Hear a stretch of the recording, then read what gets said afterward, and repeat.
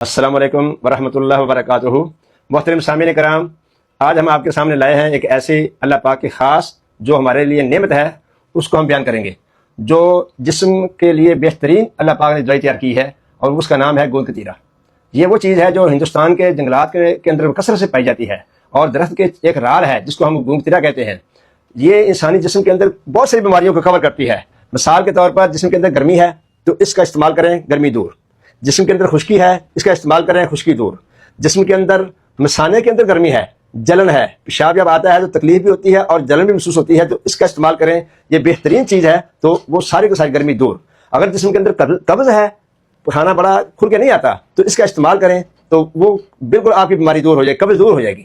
اور اگر بالوں کے اندر خشکی ہے تو اس کا استعمال کریں تو بالوں کے اندر خشکی دور ہو جائے گی۔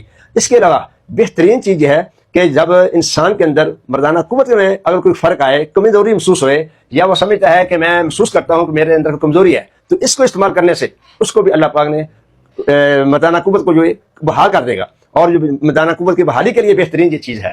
ہاں، اب میں آپ کو بتاتا ہوں، کیونکہ آپ ہمارے یوٹیوب چینل کو آپ دیکھتے رہیے، ہم ہر چیز آپ کو بتائیں گے۔ اب اس کا استعمال کا طریقہ کیا ہے؟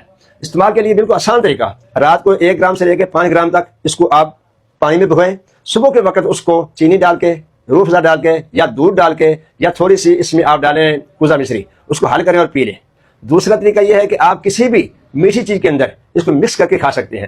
تیسرا طریقہ یہ ہے کہ آپ اس کو پیس کے پڑیاں بنائیں اور اس پوری کو منہ میں ڈالیں، اوپر پانی پئیں، ایسے بھی کر سکتے ہیں، کیونکہ اس کے اندر اللہ پاک نے یہ تاثیر رکھی ہے، جیسے بھی کھائیں گے یہ ہر لحاظ سے آپ کو فائدہ دے گی۔